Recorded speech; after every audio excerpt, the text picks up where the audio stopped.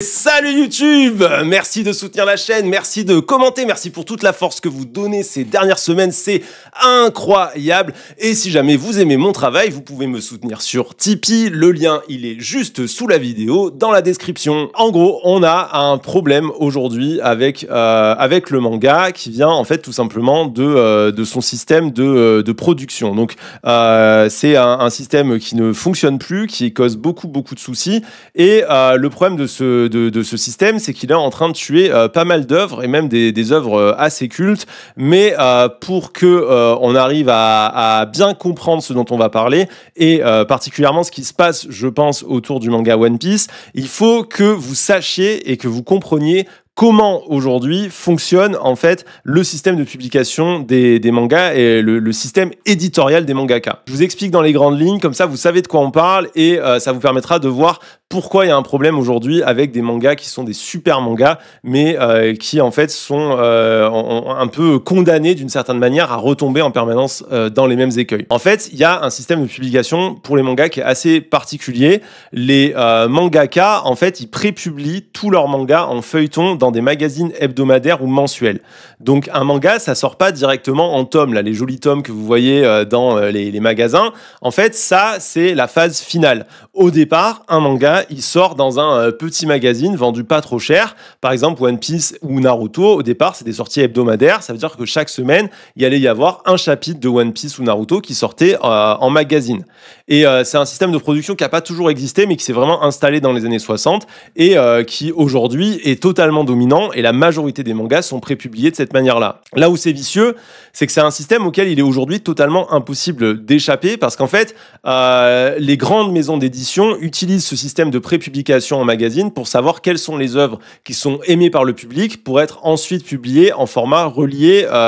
Donc en gros, c'est un espèce de roster d'œuvres qu'elles prépublient. On leur donne quelques chapitres pour voir si ça marche ou si ça marche pas.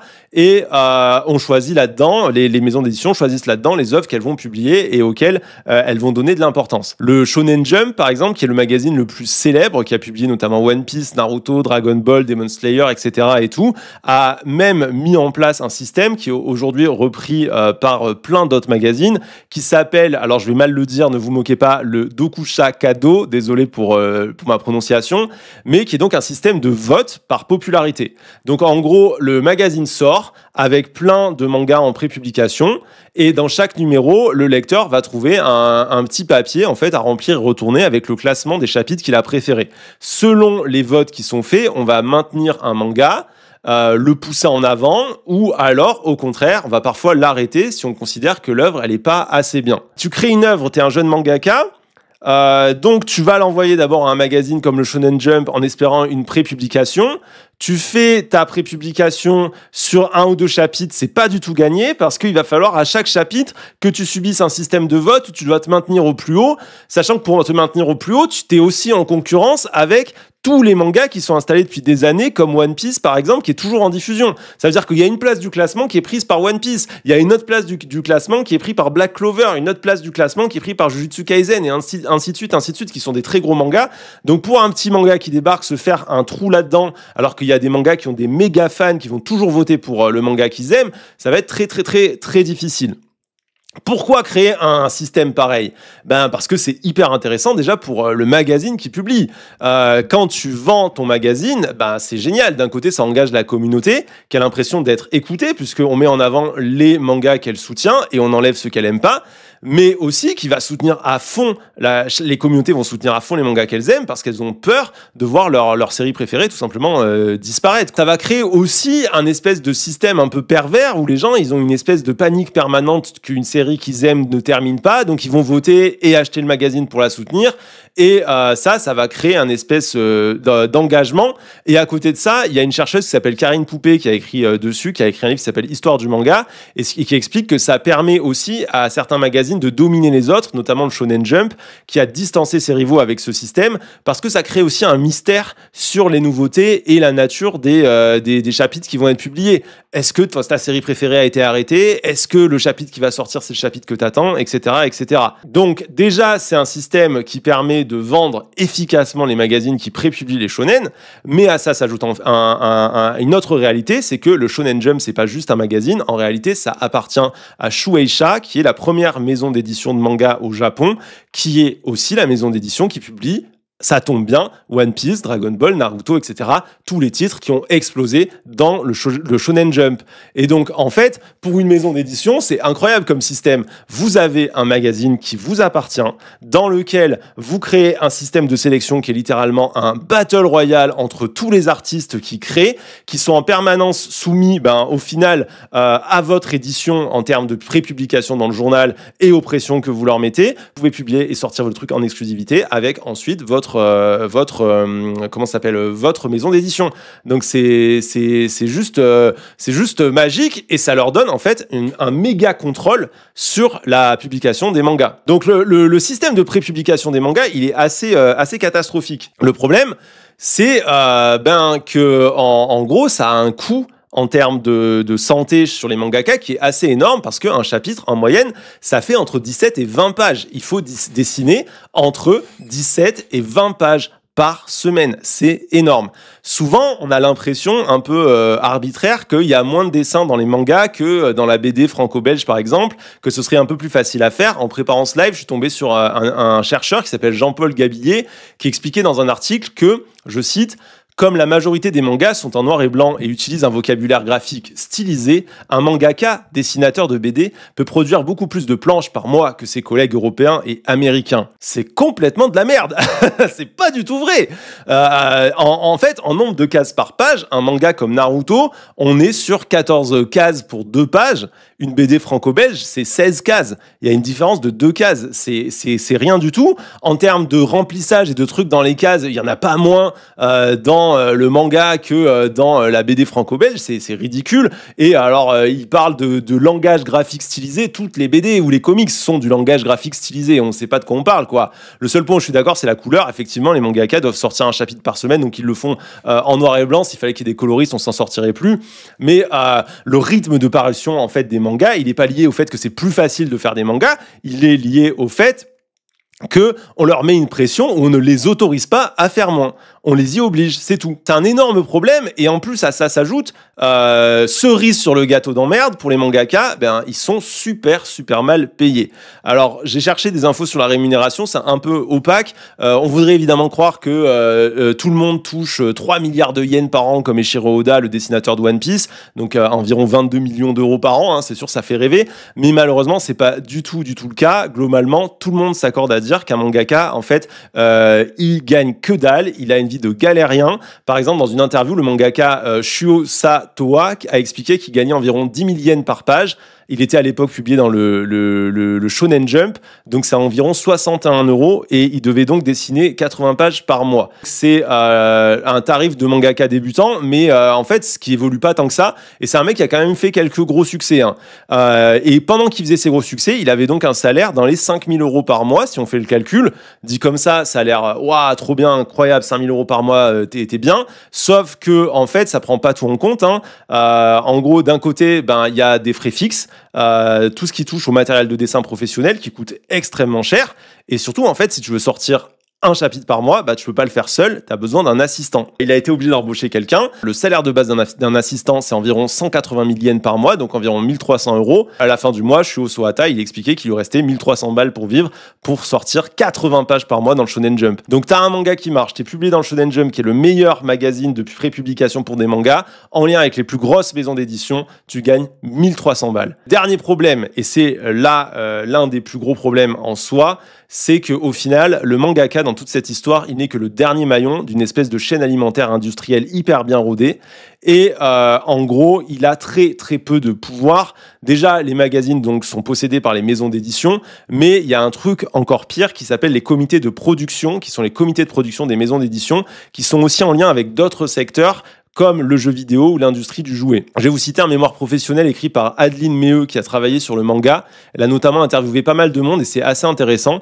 Là, elle interviewe Guillaume Nourrisson, directeur de publication de Manga Mag, qui explique ça à propos de l'industrie du manga au Japon. On parle des Américains, mais le Japon est le premier pays capitaliste du monde. Ce sont des gens très pragmatiques qui, quand ils créent un produit, créent un comité de production adapté. Prenons l'exemple de Dragon Ball. Dans ce comité de production, on va trouver Shueisha, l'éditeur du manga, le producteur de l'anime, et Bandai, le géant de la production de jouets au Japon.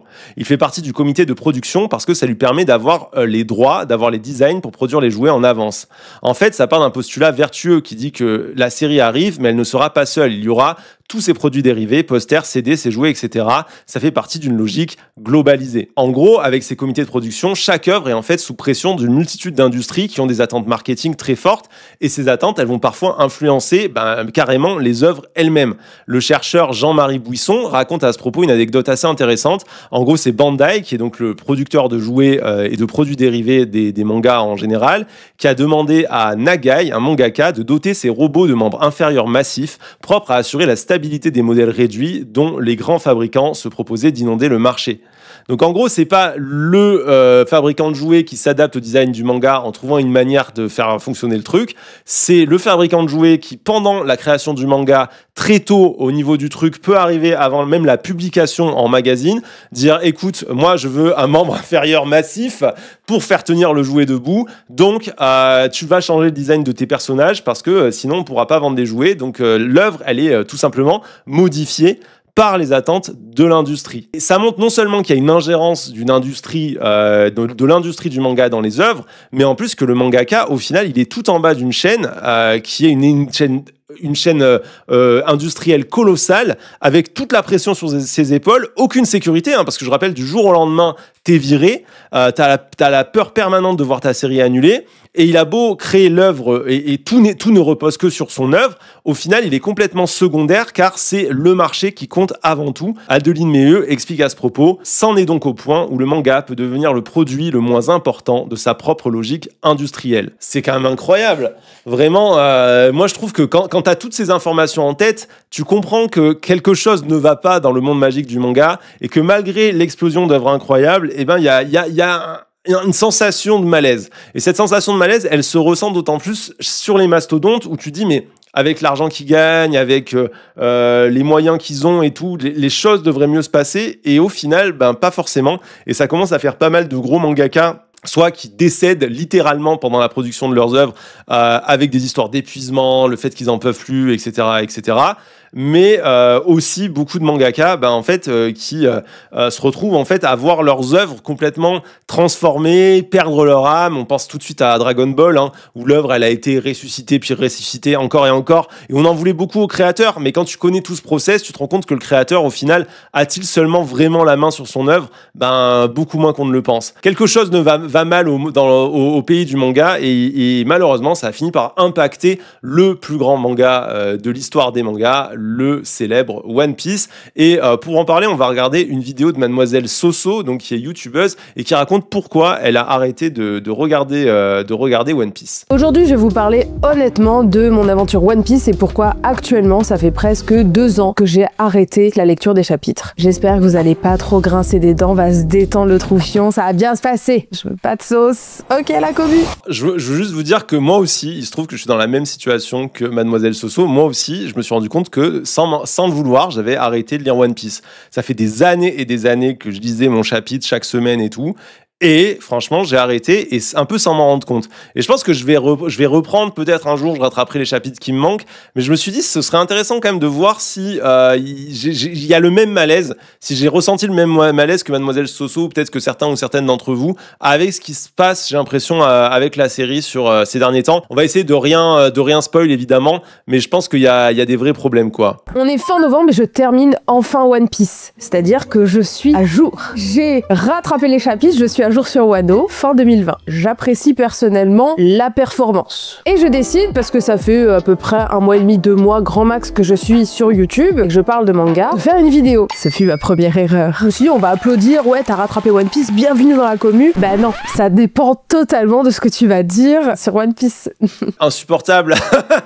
J'ai envie de dire, comme toutes les communes trop fans d'un truc, trop de hype. En fait, au bout d'un moment, 2 choses qui me rendaient ouf. Tous les chapitres, c'était le meilleur chapitre. Genre, chaque chapitre qui sortait, wow, mais quoi, le chapitre de cette semaine, mais il est fou, mais ça va vous retourner le cerveau, vous allez voir et tout. Et tu sais, moi, je suis là, je suis toujours à la bourre, je lis mon chapitre un peu après. J'étais là, comme ça, je lisais le chapitre, je suis là, ouais, c'est bien. Mais c'est pas le truc, tu vois, qui va me foutre en comme ça, genre, waouh. Après, ça te tue le plaisir, parce que le mec, il t'a surhypé un truc où, en fait, bah, c'est juste un chapitre normal, tu vois, il est bien, mais ça va, quoi, calme-toi. Et c'est dommage, parce que dans One Piece, il y a des moments, ça met toujours un peu de temps à pic One Piece, mais des fois, d'un coup, ils arrivent à mettre le pic là où il faut. C'est trop bien. Le je veux vivre de Robin, oh là là là là, l'émotion qui te remplit, t'es là, genre, ah mon Dieu! Bon, je parle pas de la guerre, je parle pas de tout ça et tout, tu vois. Donc vraiment, les gens, ils sont trop en hype, tu vois, et ça m'avait sursoulé. Et aussi le fait qu'ils ont pas de critique, en fait, ils sont trop à fond.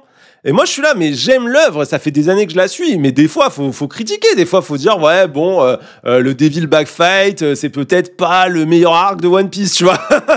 Ce serait quand même bien de dire les termes, hein. C'est trop fanatique, ouais, exactement, c'est trop fanatique, et moi, la commu, elle me saoulait avec ça. Je trouve que l'œuvre, elle a des dérives qu'on doit souligner aussi. Ça m'a pas empêché de sortir une vidéo peu de temps après qui s'appelait One Piece, ce n'est pas pour les enfants, où j'aborde les sujets géopolitiques et historiques qui sont abordés ou amené à la méthode Eiichiro Oda dans l'œuvre. Et ça, c'est pareil, voilà. Il y a 1 milliard de vidéos pour te parler du moindre détail derrière la case je sais pas combien du tome bidule, pas une foutue vidéo pour parler de l'aspect politique de l'œuvre, du sens politique vraiment profond. Je parle pas d'un truc pour dire oui, One Piece, oui, ça parle un peu du racisme et tout machin. J'ai vu des vidéos sur ça, mais j'avais envie de me taper la tête tellement elles étaient à côté du vélo et tout, tu vois. Quelque chose qui contextualise vraiment avec une connaissance sur la politique, sur le sens vraiment politique de ce que fait Eiichiro Oda.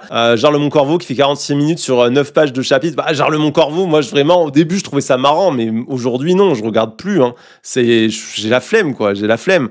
Je trouve que ça part dans tous les sens, ça a aucun sens, voilà, moi ça me plaît pas. Et à nouveau, tu vois, ils ont essayé 2-3 fois d'aborder l'aspect politique de l'œuvre, ils étaient tellement à côté, c'était tellement sous-expliqué, sous-développé, mal compris, tellement tu sens aussi que les types veulent pas se mouiller parce qu'ils veulent pas se mettre leur commu à dos, tu vois.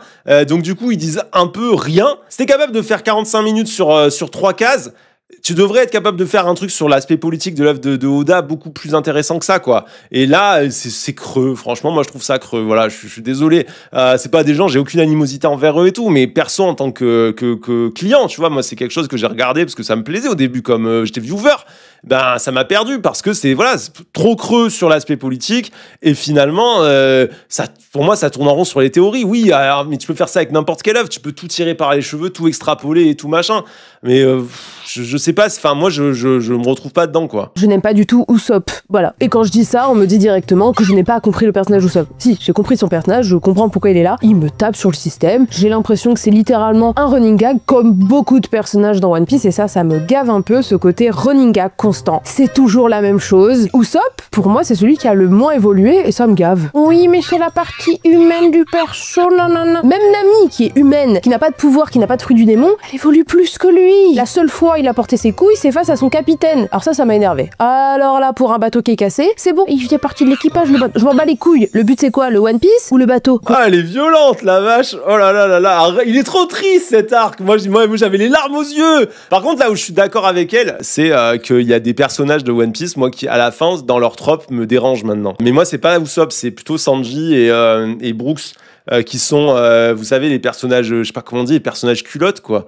Vous savez, des trucs un peu sexistes, toujours à faire des remarques aux meufs et tout. Soi-disant les pervers, mais en fait, c'est les harceleurs sexuels, faut les appeler comment, tu vois. J'ai plus envie de voir ça dans des œuvres, et qu'on me dise pas, oui, mais c'est japonais, nanani, nanana, machin. Enfin, je veux dire, en fait, au bout d'un moment, l'œuvre, elle est mondiale. Je propose qu'on dise que dans une œuvre mondiale vendue à des enfants et des adolescents en grande quantité, on évite le harcèlement sexuel, les agressions sexuelles et les pointeurs. On sait, par exemple, il y a beaucoup de gens qui soulignent aussi la sursexualisation des personnages féminins. Moi, ça me saoule, vraiment, ça me saoule. J'arrive dans une communauté One Piece où dès que tu fais une critique, j'ai l'impression d'avoir touché au manga de votre daron, quoi. One Piece n'est pas parfait, One Piece a plein de défauts. Oui, mais Oda, génie incompris. Oui, c'est peut-être un génie, comme beaucoup de mangakas sont des génies, des personnes extrêmement talentueuses, mais Oda, le problème, c'est qu'il a fait trop de choses. On les sort aussi pour qu'ils continuent One Piece. De toute façon, vous ne saurez jamais l'envers du décor de Oda, ni de la Shueisha, ni de la Toei, ni des investisseurs derrière, à savoir peut-être qu'il aurait déjà terminé depuis 10 ans. Ça, moi, je suis très d'accord avec elle, et je pense que les gens faudrait quand même qu'ils commencent à y réfléchir. Aujourd'hui, One Piece, c'est pas le petit manga et l'œuvre de Eiichiro Oda. Aujourd'hui, One Piece, c'est une industrie qui vaut, je pense que ça se calcule peut-être en milliards. Quand on sait que Eiichiro Oda tout seul, il est payé 22 millions d'euros sur une année, je sais pas combien on peut calculer la valeur de One Piece aujourd'hui, mais c'est énorme. C'est plus gros que certaines grandes marques, et les pressions doivent être gigantesques. Je sais pas, hein, les contrats, comment c'est foutu, mais à mon avis, c'est compliqué. Je rappelle que Oda, il a commencé comme tous les mangaka, hein, en étant le mec qui essaie de faire survivre son œuvre au fur et à mesure. Et le problème, quand t'es le mec qui essaye de faire survivre son œuvre au fur et à mesure dans un magazine qui est la propriété de ta maison d'édition, c'est que tu signes des contrats. Et que tu signes des contrats au moment où t'as la dalle, et au moment où t'as pas d'avocat, et au moment où t'as pas d'agent, et que tu te fais baiser. Moi, j'ai vécu ça, hein, j'ai signé des contrats d'édition, ça va, tu vois, j'ai une maison d'édition relativement honnête, mais je pense qu'il y a des gens qui ont vécu la même chose que moi, qui se sont fait enfler. C'est toute leur carrière ensuite que ça les a suivis, hein. Le nombre d'artistes, genre les Beatles, qui racontent que sur leurs premiers albums, ils n'ont pas été payés, tu vois, et après qu'ils ont mis des années et des années à récupérer les droits sur leurs propres œuvres. À un moment donné, One Piece, c'est pareil, quoi. C'est Oda, on sait pas comment il est lié par contrat, on sait pas quelle liberté il a, on sait pas ses marges de manœuvre, on sait pas quel regard il a, sachant que le type, de toute façon, toutes les putains de semaines, il est en train de dessiner ses putains de pages. Il doit sortir ses pages toutes les semaines. Le type, il doit être en burn-out depuis maintenant 25 ans, il est au bout de sa vie, et il devrait normalement gérer une œuvre colossale avec des pressions de tous les côtés, des gens qui doivent lui mettre, mais je pense vraiment, mais l'essayer de l'essorer jusqu'à l'os, c'est compliqué. Je pense que sa thune, il en fait rien. C'est le mec, il doit être chez lui, il doit avoir des chiottes en or, tu vois. Il doit être là sur ses chiottes en or, et il se dit, putain, je suis riche quand même, j'espère que je vais pas claquer avant. Ça, c'est pareil, moi je trouve que cet aspect-là, il est un peu laissé de côté par les fans, quoi. Le côté, les gens, vous êtes partie prenante d'une industrie qui s'en fout un peu de l'œuvre, va savoir dans quelle mesure cette œuvre que vous aimez tant, elle est impactée par cette industrie-là, et ça devrait vous révolter. Vous devriez vous battre pour que Eiichiro Oda il puisse faire son œuvre lui-même à sa manière, sans avoir à côté un marchand de jouets qui lui dit allez, vas-y, allez, grossis un peu les seins, ça vendra plus, tu vois. Parce que ça, c'est insupportable. Ça, c'est vraiment insupportable. J'ai commencé à être de plus en plus saoulée par One Piece pour 2 raisons. La commu, à travers les tweets, les spoilers. Toutes les semaines, c'était exceptionnel, chapitre dinguerie, oh là là. Là, je lis. Et en fait, dans la tête, j'ai incroyable, dinguerie, exceptionnel, nanana. Et ça l'est pas. Mais en vrai, quelqu'un le dit, au final, si t'as pas tout ce merdier autour, au final, l'œuvre, elle se poursuit. C'est pas tant l'œuvre qui me rend ouf que les gens. Mais l'œuvre, elle se poursuit. Pour moi, ça fait un moment que dans l'œuvre, j'ai pas eu un pic émotionnel, un truc qui m'a touché de ouf, comme m'ont touché certains des premiers arcs avant. Peut-être que je suis aigri, que je suis vieux, que je capte pas, tu vois. Mais j'ai lu les derniers arcs là qui sont sortis. Je suis assez loin dans l'histoire quand même. Et perso, allez, il y a un passage que j'ai bien aimé récemment et tout. C'est une belle histoire et tout, liée à un personnage important. Je vais pas dire qui, mais grosso modo, sinon, je suis dedans, mais ouais, mais comme une habitude, tu vois. je suis un truc, je suis là, ouais, je suis content, il se passe des trucs sympas et tout, mais à un moment donné, je suis pas au taquet, quoi. Je trouve pas que ça vaut plus rien, c'est pas vrai, faut pas abuser. Abusez pas dans l'autre sens. Soyez pas ces fans-là qui trouvent, ah non, mais c'est plus comme avant, naninana, naninana. Moi, je dis, c'est pas devenu nul, en fait. Pas juste aussi extraordinaire que les gens croient, c'est tout. C'est une œuvre qui raconte sa petite histoire, c'est sympa, il y a des moments où c'est très cool, il y a des moments où c'est pas extraordinaire. En même temps, il a tellement d'histoires à raconter, tellement de personnages que ça commence à devenir un peu difficile, même à s'en sortir niveau de densité. Un des trucs, pareil, qui, moi, me fait perdre le fil actuellement, c'est qu'il y a trop de densité dans les pages. J'aime la BD, j'aime le dessin. Essaye de trouver les dessins dans les derniers tomes. Il y a tellement de choses par page parce que ça se pose pas, tu vois. Mais ça me pose une question à nouveau sur le mode de production. Le mode de production, je trouve aujourd'hui des mangas, il est tellement bizarre que même un manga comme One Piece, je me dis, mais est-ce qu'à un moment donné, on devrait pas dire, désolé, on prend un peu plus de temps, on fait travailler une équipe un peu plus grande, voire même peut-être que Oda, il peut pas tout dessiner. Enfin, je me pose vraiment ces questions-là, quoi, parce que les pages, elles sont beaucoup, beaucoup trop denses, il y a beaucoup, beaucoup de trucs. Quelqu'un dit le Silmarillion à côté, j'ai trouvé ça plus simple que One Piece ces derniers temps, mais c'est vrai. Je suis d'accord. C'est ultra dense. Il y en a de partout. Il y en a de tous les côtés. Il y a 1 milliard de personnages. Tu perds complètement le fil. Les personnages centraux de l'histoire, aujourd'hui, en termes d'interaction, c'est réduit à une petite blague de temps en temps entre 2 pages, mais on sent plus ce lien, cette camaraderie qui me faisait ultra kiffer dans les premiers tomes. Moi, ce que j'aimais dans les premiers tomes de One Piece, c'était presque autant les moments où il se passait rien que les grands moments de bagarre, les piques contre le super méchant ou je sais pas quoi. Parce que je trouvais ça trop cool. Ils avaient des échanges qui étaient tellement naturels, une vraie amitié, une vraie camaraderie, on la ressentait vraiment.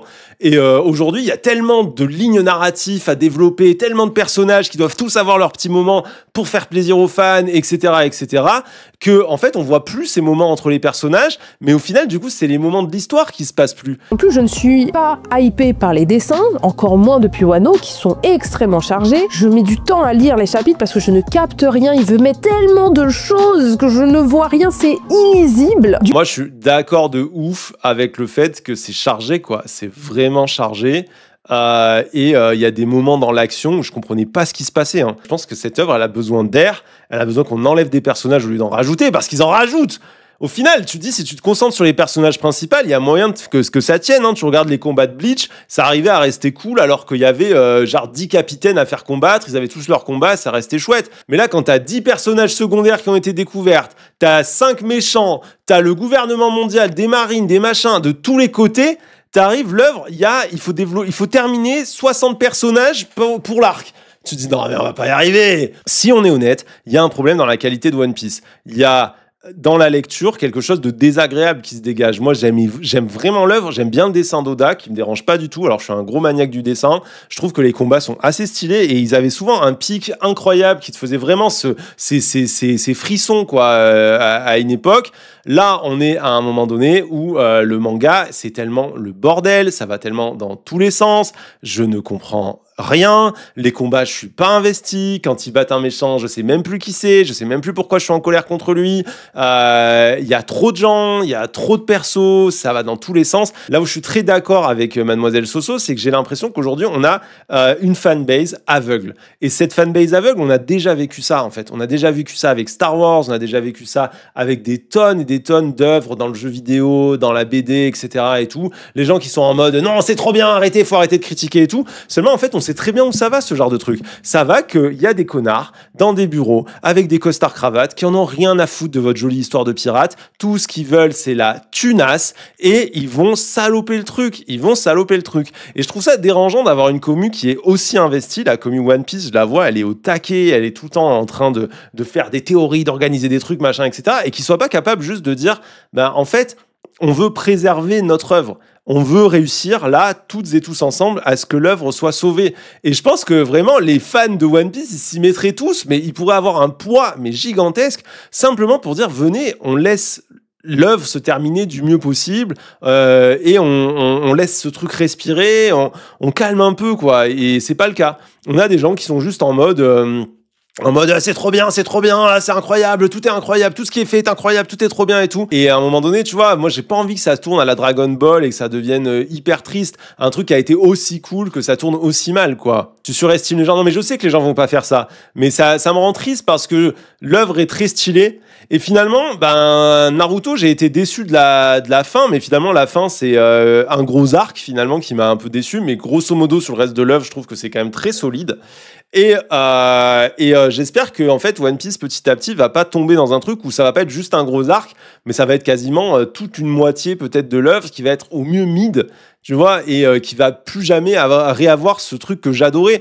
Et moi en fait je m'en fous un peu de savoir si la forme finale de Luffy sera extraordinaire dans le combat final contre le méchant final ou je ne sais quoi. Je m'en branle. Ce que je veux, c'est peut-être juste, tu vois, retrouver ce qui était plaisant. C'était le côté humain qui était trop fort dans One Piece. C'était l'importance vraiment des personnages, de leur humanité, de ce qu'ils pouvaient incarner, les uns pour les autres, de la manière dont ils se soutenaient, dont ils s'entraidaient et tout. Et ça, je pense qu'en vrai, on l'aura plus du tout dans le manga. Hein. Tout ce qu'on aura, c'est terminer l'histoire parallèle du personnage. Ah, le mec dans le coffre avec sa coupe afro. Il faut absolument qu'il apparaisse dans le dernier chapitre. Les fans l'adorent. Ce sera un Easter egg. Et n'oublie pas tel personnage. Pour moi, aujourd'hui, One Piece, ils sont un peu sur une lame.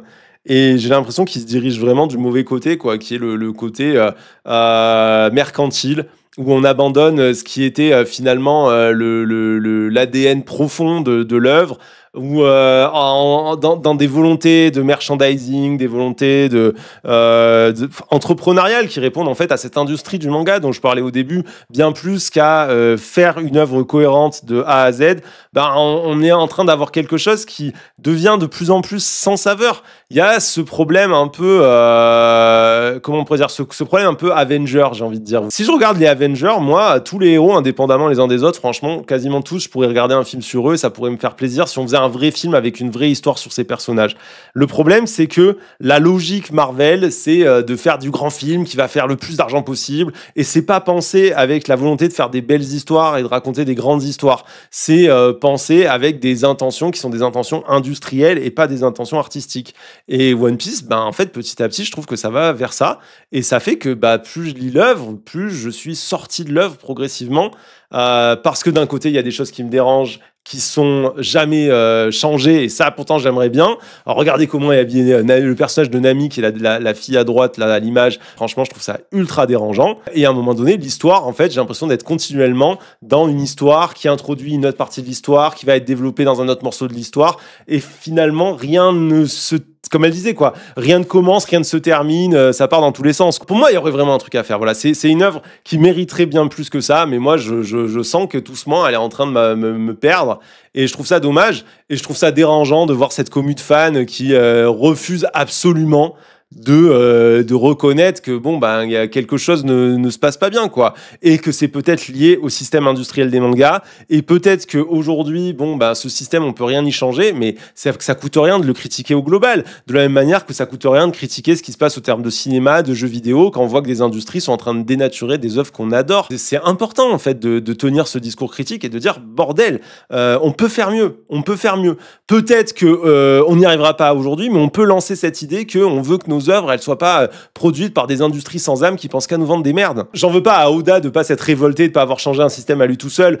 J'y comprends bien que on aurait peu de poids dans la balance face au système japonais qui s'en fout un peu de nous de toute façon, mais j'imagine que y a un monde quand même où en faisant simplement entendre à quel point on trouve ce système anormal, à quel point ça nous attriste que les œuvres qu'on aime elles soient détruites et tout, ça permettrait d'imaginer des contre-modèles et peut-être de voir quelque chose d'autre qui pourrait surgir, et que quand quelque chose sort hors de l'industrie, on y accorde de l'importance, de la même manière que quelqu'un parle du jeu Clair Obscur là, quand un jeu comme Clair Obscur sort et qu'il est extraordinaire, tout le monde se passionne pour ça, pas seulement parce que le jeu est bon, mais aussi parce que ça raconte quelque chose sur l'industrie du jeu vidéo en entier, en disant regardez cette industrie là, en fait potentiellement elle pourrait être ça. Et je pense que c'est important, quoi. Hein. Merci beaucoup d'avoir suivi cette vidéo. Merci pour votre soutien. Et n'hésitez pas à lâcher un petit commentaire, à vous abonner et à lâcher un petit tip si jamais vous voulez envoyer de la force à la chaîne. Je rappelle que je fais pas du tout de publicité, que je vis de votre soutien sur les réseaux. Donc c'est important et ça fait toujours plaisir.